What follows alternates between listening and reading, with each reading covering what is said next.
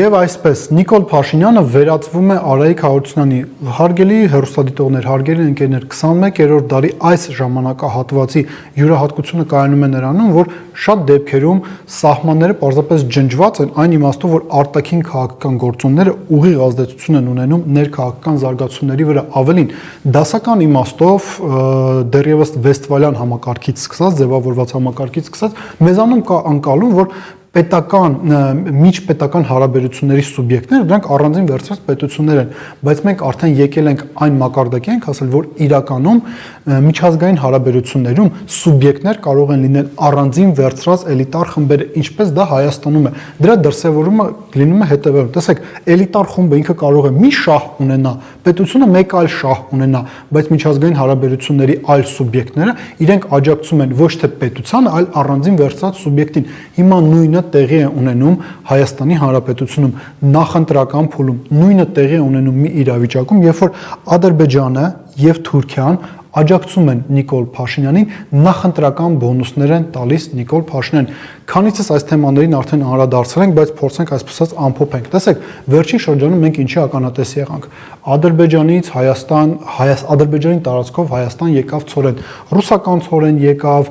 ղազախական ցորեն եկավ։ Իդեպ դուք նկատել եք, որ Ամերիկայի Միացյալ Նահանգների դեսպանատունը որևիցե գնահատական այս ամենի վերաբերյալ չի տվել։ Իրենք չեն ասում, որ սա Վաշինգտոնում ձեռք բերված պայմանավորվածությունների արդյունք է։ Սա մեզ հնարավորություն է տալիս ենթադրել, որ ըստ ամենայնի սա 2022 թվականներին Հայաստան, Ռուսաստան, Ադրբեջան եռանկյունու շրջանակներում ձեռք բերված պայմանավորվածությունների արդյունք է, ու այստեղ տրամաբանական հարց առաջանում։ Եթե առանց ռուսական կողմի դուք չէիք կարողանում ապաշրջափակել տարածաշրջանային կոմունիկացիաները, բա ինչու Արցախը հանձնեցիք, ինչա թե Սյունիքով ինչ որ մի ճանապարհ լինի, ուղղակի ձեր ընկալմամբ առանց ռուսական ներկայությամբ, մեն էլ հարցը այդպես լինելու է, թե չէ։ Սա արձանագրենք։ Այսինքն մենք տեսնում ենք գալիս է ցորենը,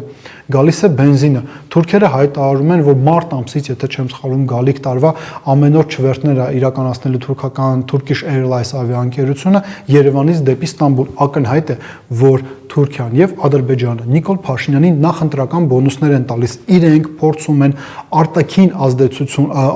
ազդեցության լծակները կիրառելով փորձում են ազդել Հայաստանի Հանրապետության քաղաքացիների ընտրության վրա գալիք տարվա հունիսին կայանալիք ընտրությունների ժամանակ, փորձում են ցույց տալ հասարակությանը, որ Նիկոլ Փաշինյանի ընտրած կուրսը ինքը իրապես արդյունքներ է բերում, հետեւաբար ժողովուրդ ջան, գնացեք Նիկոլ Փաշինյանին ընտրեք եւ մենք կշարունակենք ձեզ էժան բենզին մատակարարել։ Դրա համար ենք ասում, տեսեք, արտաքին քաղաքականությունը եկել է մասը դառել ներքին քաղաքականության, այդ սահմանները ընդհանրապես ջնջվել են։ Եվս մի կարևոր հանգամանք կա այս ամենի համատեքստում։ Տեսեք, բացի նրանից, որ եւ Թուրքիան, եւ Ադրբեջանը, եւ Նիկոլ Փաշինյանը փորձում են հայ հասարակությանը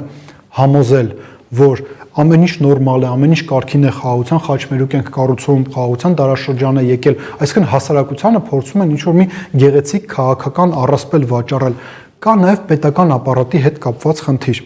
Կառավարության անդամները, ուժային կառույցների ներկայացուցիչները իրենց եւս անհրաժեշտ է ցույց տալ հստակ ապացույցներ նրա, որ Նիկոլ Փաշինյանի վարած քաղաքականությունը արդյունքներ է բերում, ցանկացած բյուրոկրատական համակարգ, ցանկացած պետական կառավարման համակարգ հզոր է, կուռ է այն պարագայում, երբ որ դրա անդամները հավատում են քաղաքական առաջնորդի ապագային եւ նրա ընտրած քաղաքական կուրսին։ Այդ իսկ պատճառով Թուրքիան եւ Ադրբեջանը նախընտրական բոնուսներ տալով Նիկոլ Փաշինյանին փորձում են նաեւ պետական ապարատին համոզել, որ անհրաժեշտ է ընտրական ցիկլում, ընտրական տարվա ընթացքում լոյալ լինել Նիկոլ Փաշինյանին եւ նրա քաղաքականությանը։ Այդ ինչ է լինելու հետընտրական փուլում, սա լրիվ այլ հարց է, իսկ ինչ է իսկապես լինելու։ Հարգելի ընկերներ, տեսեք, գաղտնիք չէ եւ սրա մասին նույնիսկ արևմտյան փորձագիտական շրջանակներն են ասում, որ Հայաստանի Հանրապետության իշխանությունները կարող է ստեղծեն մի իրավիճակ, երբ որ Հայաստանը Տաջիկստանի հետ դառնա թուրքական պետությունների կազմակերպության մաս պակասող տարերից մեկն է, էլի մեզ այդպես են անցալում։ Դա կարող է լինել միայն այն պարագայում, եթե Հայաստանը ֆունդամենտալ առումով խզի իր կապերը Ռուսաստանի Դաշնության հետ, Եվրասիական տնտեսական միության հետ, ԱՊՀ-ի հետ, ՀԱՊԿ-ի հետ։ Նիկոլ Փաշինյանը ընդհանրապես հաշվարկը ըստ ամենայնի հետևյալն է. վերընտրվել, սահմանադրական փոփոխություններ իրականացնել, Թուրքիայի Ադրբեջանի հետ հասնել հարաբերությունների ինչ որ մակարդակի, ինչ որ ստորագրված փաստաթղթեր, այդ դրանից հետո կարելի է ամբողջությամբ պատռել տնտեսական եւ այլ տիպի կապերը Ռուսաստանի, ԱՊՀ-ի, Եվրասիական տնտեսական միության հետ ու ինտեգրվել թուրքական աշխարհին։ Իսկ ինչու թուրքական աշխարհին, այլ ոչ թե դառնալ Եվրոմիության մաս, որովհետեւ նախ Եվրոմիությունը մեզանում չկա, երկրորդը մենք տեսնում ենք, որ ՆԱՏՕ-ի օպերատորը տարածաշրջանում Թուրքիան է, իսկ իշխանությունները գոնե հրապարակային հռչակում են, որ իրենք ձգտում են ավելի սերտ հարաբերություններ ունենալ Հյուսիսատլանտյան դաշինքի հետ, Եվրոմիության հետ, որի օպերատորը կրկին ասենք մեր տարածաշրջանում Թուրքիան է։ Ու բացի ամեն ինչից, տեսեք, քարտեզը իսկապես դու չես կարող չեղարկել էներգետիկ ռեսուրսների առումով Հայաստանը ադրբեջանական ռեսուրսներին այլընտրանք չունի, եթե չունի ռուսական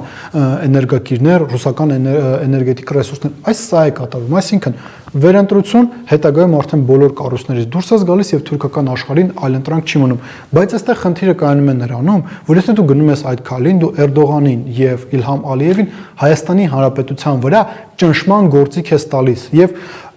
իրականությունը նաև կայանում է նրանում, որ Նիկոլ Փաշինյանը որպես ղեկավար վերջնականապես կարող է կորցնել իր սուբյեկտայնությունը, նա կարող է վերածվել հայաստանյան Արայիկ Հարությունյանին։ Անկերներ, տեսեք,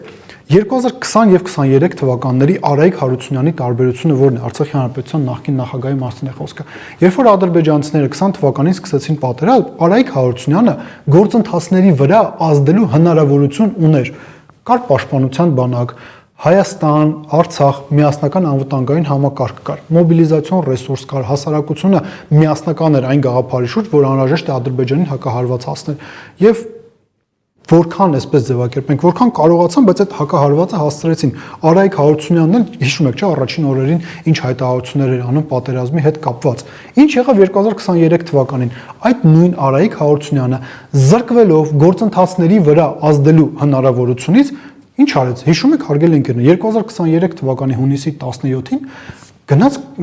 նախագահական նստավայրի դիմաց եղած վրանում նստեց։ Ասում է ծայրահեղ քայլի եմ դիմում, միջազգային հանրությունը չի արձագանքում Ադրբեջանի կողմից իրականացվող բլոկադային։ Բլոկադան մի փոքր այլ կերպ էր պետք իհարկե բացել, բայց դա հնարավոր կլիներ, եթե 20 թվականի Արցախի հետ մենք գործ ունենայինք։ Կրկին ասենք, վերջն արդյունքում Արայիկ Հարությունյանը կորցնելով իր սուբյեկտայնությունը գնաց եւ